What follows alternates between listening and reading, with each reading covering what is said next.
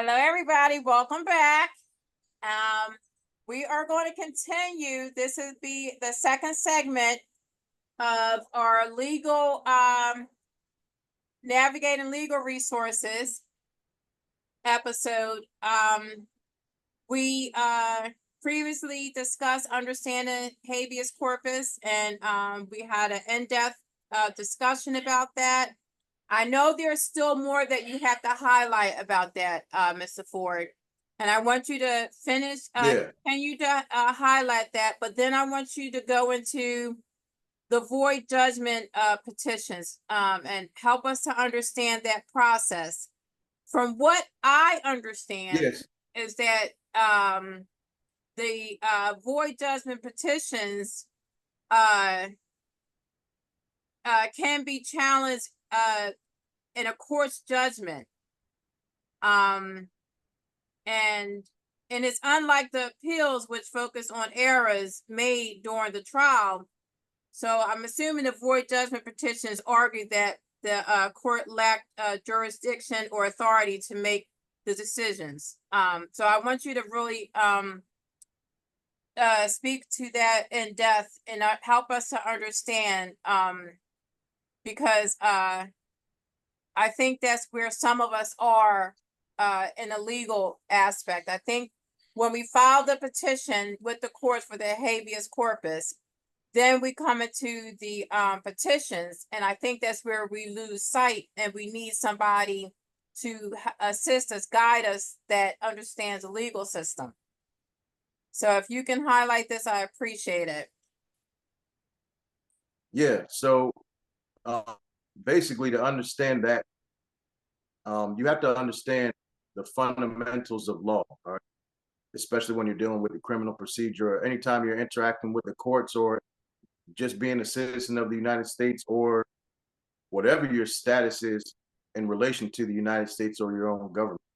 So you have to think about all cases. Basically, they break down into two parts that you have to be bringing up, or you have to have knowledge of in the beginning, which is your status and jurisdiction. So your status, people don't understand what status is. So a lot of times when they come into, say, the law library, I say, well, what is your status?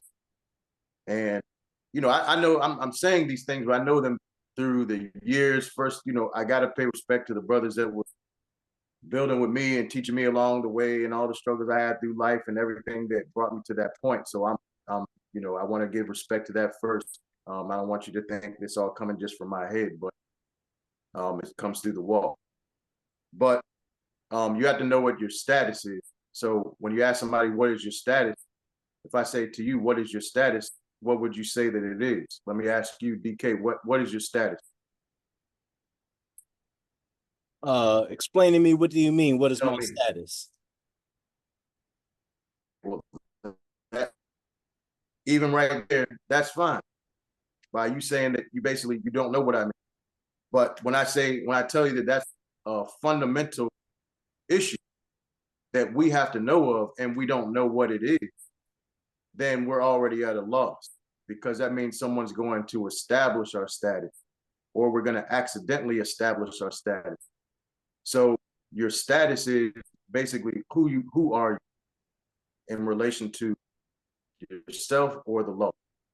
So some people say, okay, when I press them a little bit, they say, okay, yeah, I'm a citizen. And I don't know, because I don't know if you're a citizen. Just because you sitting in this chair doesn't mean that you're a citizen of the United States. Right. Because there's a lot of people that are in the prison that are not citizens of the United States. Right. So your status, at least to start, are you a citizen? Okay, now, are you a citizen? Would you determine yourself to be a citizen of this state and the United States? Yeah. Okay. Are you? So you would say yes. Are you? Have you been convicted of a felony? So that, some people don't know if they've been, or if they have or have not, or whatever, but that can diminish whatever your status is. So you have to know what that is.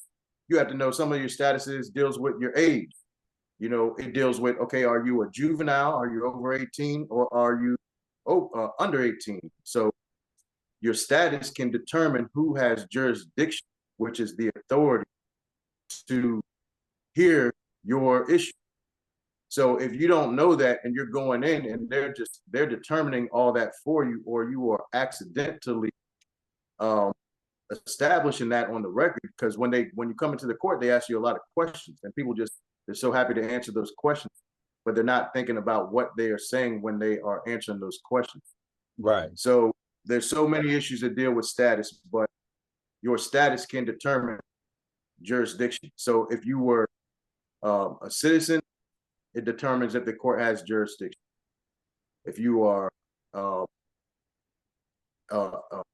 juvenile, a different court has jurisdiction. If you are a felon, then your status is diminished, in whichever court you're in. So you're in a state what they call civil death, or civilly dead. You're civilly dead. It means you're dead in the eyes of the law. So if you don't understand those things, and then you start going into the court, into that realm, what looks like it's illegal to you, but it might be so-called legal according to the way that the law is broken down based upon your status. And you might say, just like, let me give you an example. If you're in a prison, or if you're in society and everyone's outside saying, man, we have a First Amendment right to do this, and we have a Second Amendment right to do this, and we have a 14th Amendment right for this. And you got a mass of people, and they just all joined into this rally. But when you break it down, probably a lot of those people don't have those rights. Because they don't You might have a lot of immigrants in there. You might have a lot of different people of different status. And when you get down to it, out of 100 people, probably only 10 people had those rights. So they didn't even have the rights. They just got caught up in the sweep of saying that we have these rights, and neither one of them had those rights. Right. So when you go through the legal process, they're actually determining, without explaining to you, whether you actually have those rights based on what they know about you, the way you're answering the questions. They're determining how we're going to deal with your case.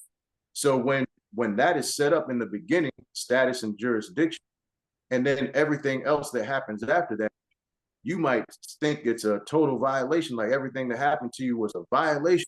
But in reality, it was based on your status that you didn't realize that you were supposed to establish.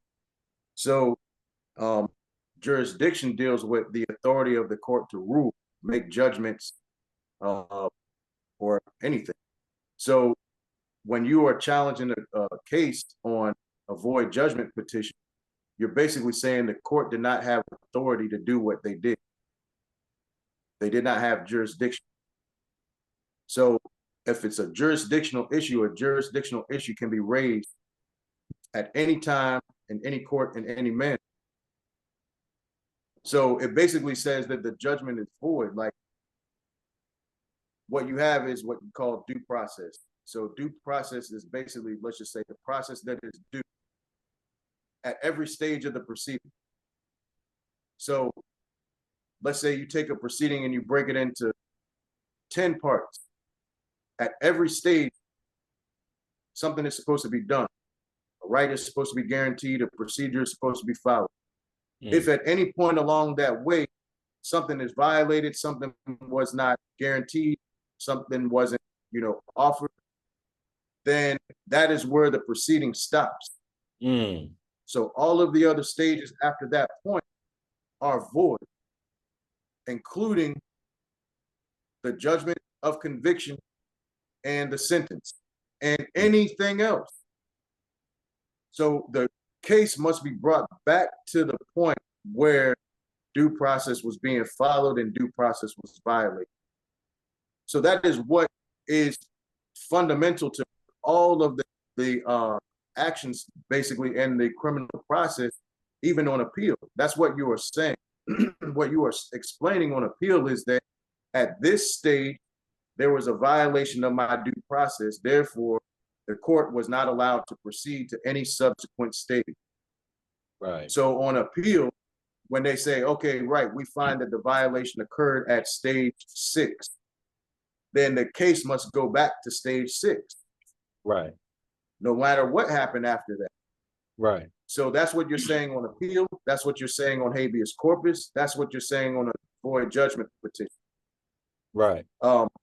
Now, sometimes in the state, you're kind of misdirected off of the issue of the fundamentality of your status and jurisdiction, and they start going to codes and things like that. They try to clean up stuff, even though they're still violating your rights. But you got to stick to those fundamental issues. So you have to understand the law. But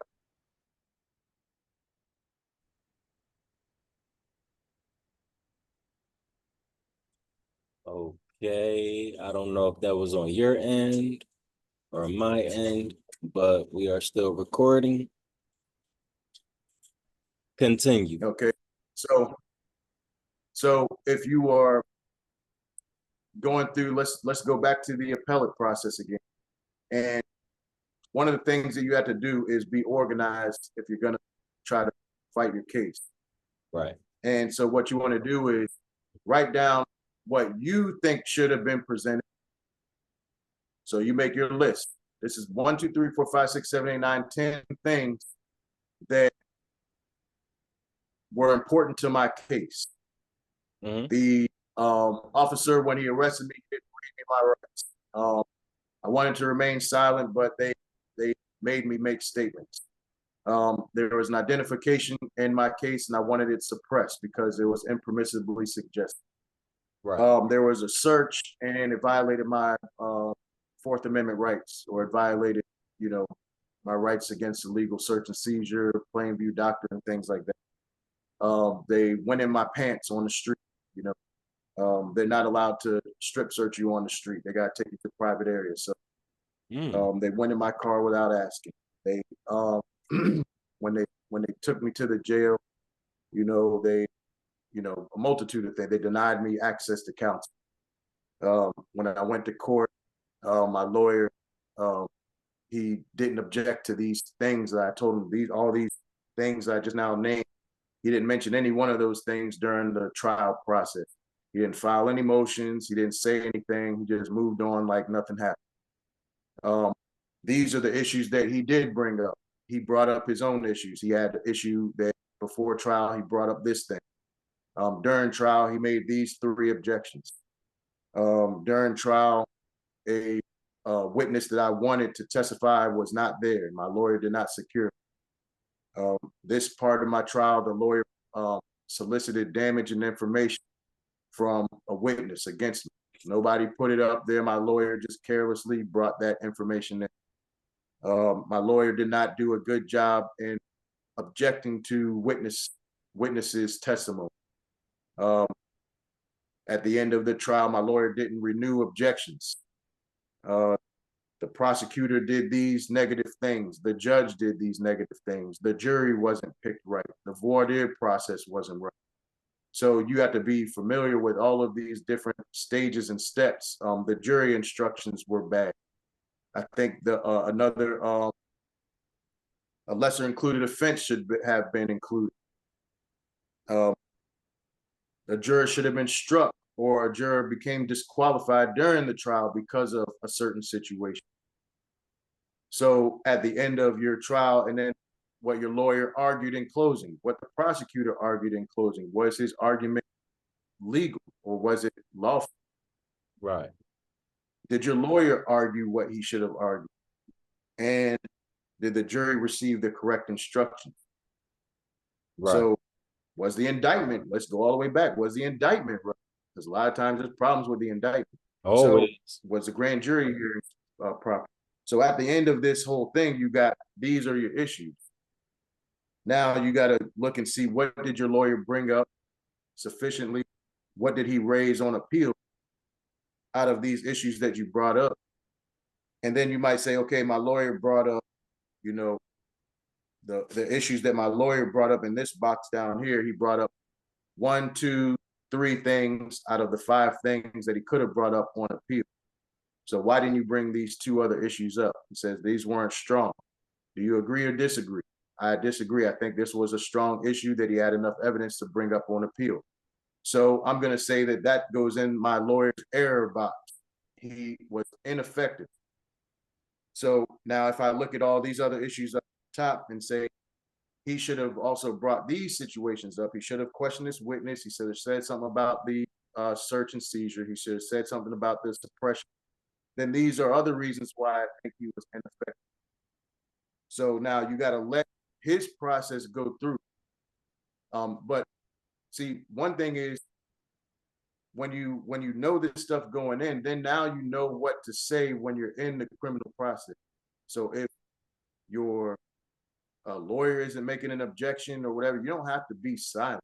You know what I'm saying? You can intervene. You should, if you know your status, and you know you should be saying something. You should be, hey, this isn't right. You know, my lawyer just now told me to sign this plea deal, and he told me that I was only going to get 2 years, but now you're saying 10 years. Like, they didn't write that on this piece of paper. You know, they didn't say, they promised me something, but it's not on this paper. A lot of people's lawyers are always like, don't say anything, I got this right. And instead, you're just being quiet because you're listening to him, and the whole time he's sending you down the river. Right, When they go back, the first thing they're going to go to is your colloquy, and they're going to say, well, right here we asked, did you have anything that you wanted to bring up? Did your lawyer represent you correctly? This, that. And you said, yeah, everything was great. So why are you saying something different now? We asked you this because my lawyer was promising me these things, but we asked you right here, did your lawyer or anybody promise you anything? And you said no. So why did you say that if in fact that was the case? So what I'm saying is, don't be silent, you know, take notes. If the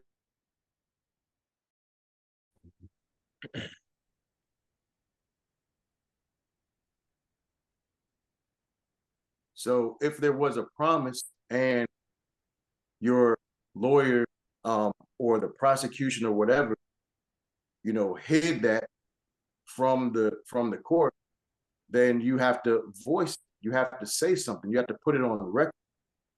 So if your lawyer doesn't say it, make sure that you say it. Because even I would ask you, if you come to the law library inside the prison, to say, well, right here, you're saying that you had this whole conversation with your lawyer, like, where is it at? Oh man, you know, I didn't ever write it down. I ain't record it. I ain't do nothing. Lord, why you got this cell phone? Like, you know, record stuff. If you was out on the street before a trial and you were talking to your lawyer, record the conversations. Right. You know, document everything so that you could bring it up later, because it will help you later on if something goes wrong. Because they're promising you all kinds of stuff, or they're undermining your case, the sandbag, and they're telling you that it's not a big deal. Then you get walked in, you get hit in the face with a baseball bat, and it's like, what happened? Right. So make sure you are speaking up. You have a voice. So when you get through all those issues, and you have these issues that you raise on appeal, you go through the 1, 2, 3 process, which is the first 1-judge panel in the Court of Appeals, the 3-judge panel in the Court of Appeals, and then the petition for appeal to the Supreme Court of Virginia, which is the court of last resort in this state. And if you need to file a petition for rehearing from the denial of the Supreme Court of Virginia decision, then that is the time that now you have an option to file in the habeas corpus. The habeas corpus in Virginia deals with ineffective assisted counsel claims. So ineffective assisted counsel claims cannot be brought up on the appellate process unless they were raised at trial, which usually they're not, because your lawyer was representing. So the only way you could really get it in is if you objected and then you filed your own petition for appeal, because your lawyer is not going to raise ineffective assisted counsel claims against himself. So those are reserved for the habeas corpus process. So while your appeal is going on, don't just sit on your hands. Be preparing your habeas corpus. So take those, how many ever issues it was, say 5 or 10, and prepare them for when the time comes that your appeal is denied by the Supreme Court of Virginia, to be ready to file your habeas corpus. Now, in Virginia, you have 2 years total time to file a habeas corpus in the state. But if you want to have your habeas corpus reviewed later on in the federal court, you have to file it within 1 year, because the federal court only gives you 1 year. So they total the time. So if let's just say after your appeal is denied, you take 8 months to file your habeas corpus, the clock stops in the federal court at 8 months. Right. So when you're done with the habeas corpus process in the state, the clock will start back up and you have 4 months left to file your federal habeas corpus 2254 petition. So, that's just something you have to understand. There's two clocks that's running at the same time. And when you file your state habeas, it stops the clock so long as you are going through the habeas corpus process, filing timely appeals, and getting all the way to the Supreme Court of Virginia. If you fail in anywhere of those processes, then the clock's going to start up at that failure. So then you got to know that your time is running out for your federal clock. Now that changed. It used to be that you had unlimited time to file a habeas corpus in the federal court. Now they changed it after the Anti-Terrorism Effective Death Penalty Act, and they changed it that you only have 1 year to file it from the state court to the federal court on a 2254 petition. So basically what that is a statement that gives the jurisdiction, or it allows the federal court to have jurisdiction to look at what the state did. They don't just jump in and intervene into the state action. It's not an appeal. It is a process that the federal court uses to determine whether it can gain jurisdiction to look at a constitutional violation of federal law.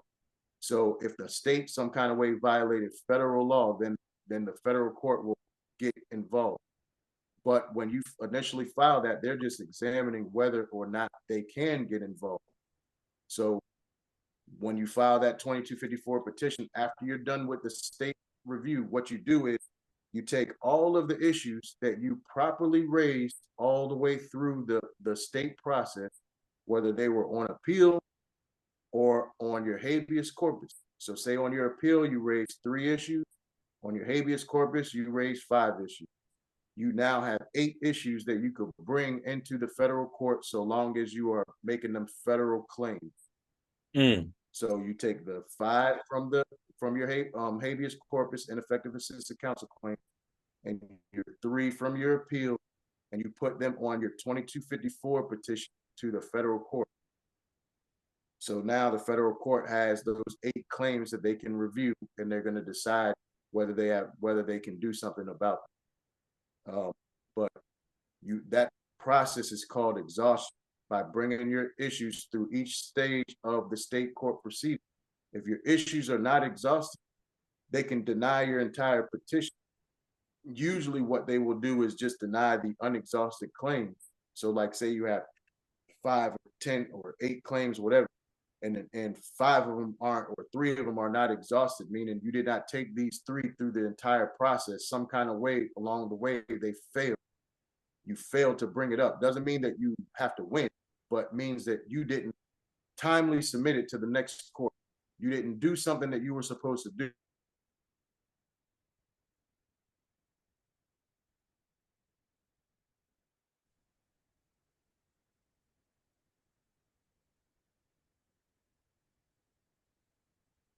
So if you didn't bring your issues up properly, then they're not exhausted. Then the federal court can deny your case, or they can send back the unexhausted claims to the state and say, you got to raise these. We will hold your other claims here, what they call in stay in abeyance, and then we will wait for you to exhaust the unexhausted claims, or you can drop the unexhausted claims and then just proceed with the exhausted claims. So when you're in the federal court, now you're in the lowest of the federal court, you're in what they call the district court, United States District Court. So you're in the federal court system. The state court system is made up of, in this regard, for the criminal process, the general district court, which is where you have your preliminary issues at, the circuit court, which handles the felony cases, and then if you get convicted, you have the Court of Appeals, Virginia Court of Appeals, and you have the Virginia Supreme Court. Right. So those are your courts. So if you're in the federal court and you put your issue on habeas corpus, you have the United States District Court, then you have the Circuit Court of Appeals. So we're in the 4th Circuit. So you have the 4th Circuit Court of Appeals, like we're in the hardest circuit of all the circuits. So you have the Fourth Circuit Court of Appeals, and then you have the United States Supreme Court. Right. So when you're going from the district court, what you're doing is you're and what you're doing whenever you present these cases, you're trying to use their court cases as precedent, that you're weighing what happened in your case against their cases. Other cases outside of the state or outside of that circuit or whatever court you're in outside of that district, they're not all the way authoritative. They grant more weight to what they do than what other courts do. So that's where you say there's things that's called authoritative arguments and things that are persuasive. So when you're persuading, you're making a persuasive argument.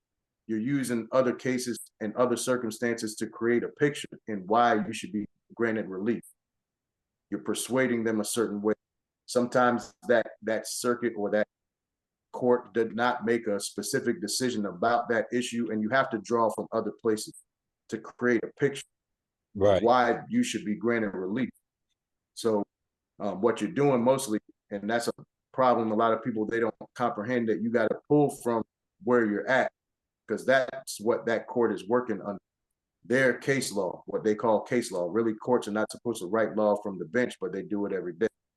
Right. Because the law is the law. Right. But they have what they call case law, which is their body of law, which is what they will call like res judicata, which means we stand by these decisions that we've already made before, or stare decisis. That's what that also means. So they draw from what they have opined and they apply it to that, and they say, well, this is what we see, how we see the situation here, and this is how we're going to roll. Unless you show us some major reason why we should not move like that. Now, when you go to the circuit court from the district court, what you're doing is you're saying, well, maybe this district decided this like this, but I can show you where this other district and this Fourth Circuit decided it like this, or where you as a Fourth Circuit Court of Appeals have decided it in another way in my favor. So this is why you should overturn what they did. Right. So you're doing that through, and then when you go to the United States Supreme Court, it's the same thing. You're demonstrating how the United States Supreme Court may have ruled, and their decision is inconsistent with their decision-making process, or how another circuit, if you were in another circuit, this would have went in your favor. Instead, I'm in the Fourth Circuit and they're ruling against me like this.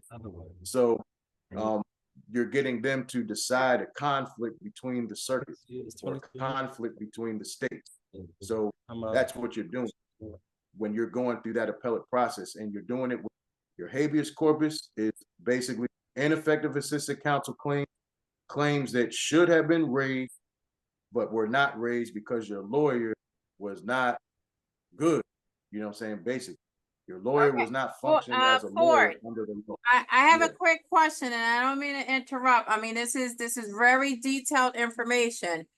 You and I spoke a couple days ago, and you were explaining to me that if you are in a certain institution, and I think we said if you were in a county jail versus the state or the federal, that if you started the paperwork in the county jail, that there is certain courts that paperwork is sent to. But if you get transferred to another facility, from my understanding, you have to start that process all over again, right? Because it's under a different legal system, correct?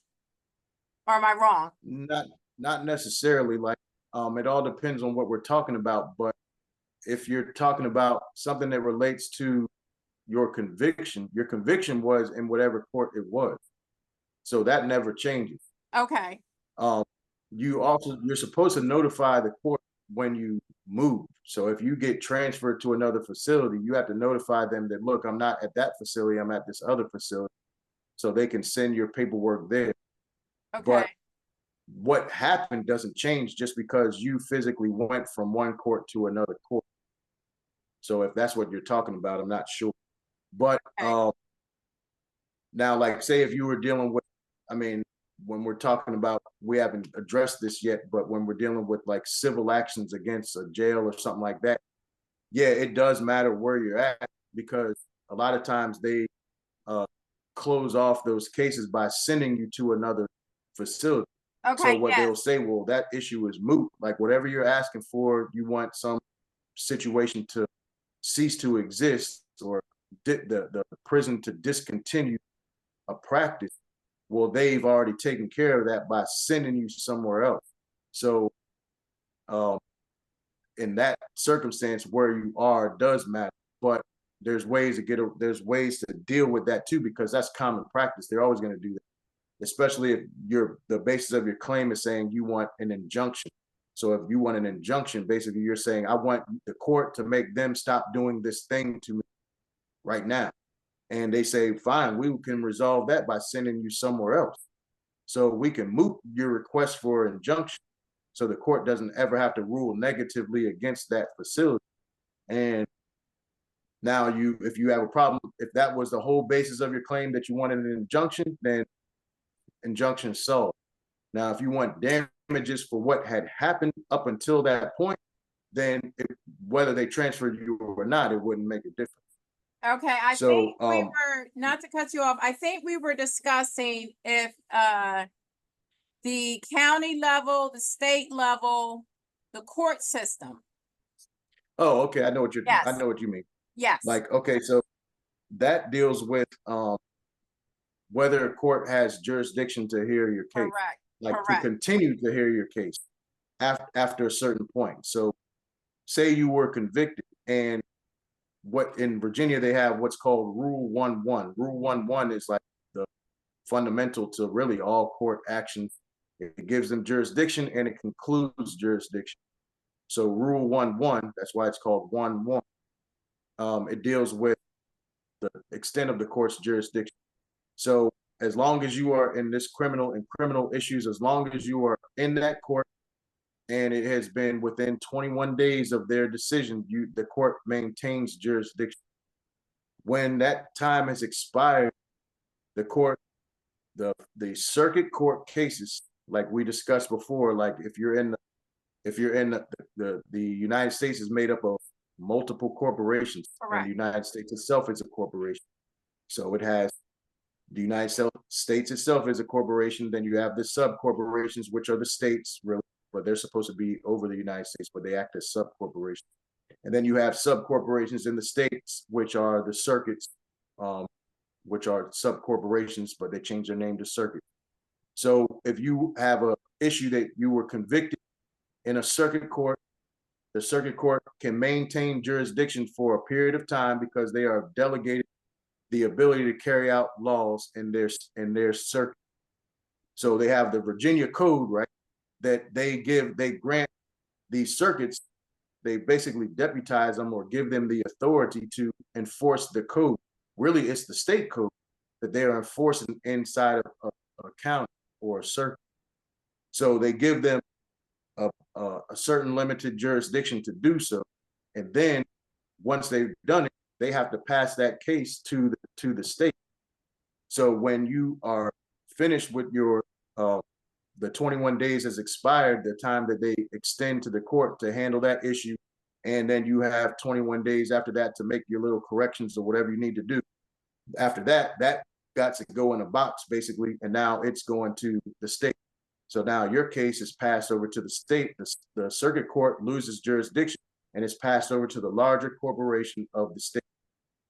Even So when you are if physically moved into the right, so if the circuit court handed down, I think we had talked about this. We had said that if the circuit court or the county hands down, that, okay, well, you've done 3 years, we're gonna, just give you, probation, time served for those 3 years. And then 2 days later, you get transferred to another facility. So then the whole law changes because you're not any longer underneath that jurisdiction, correct?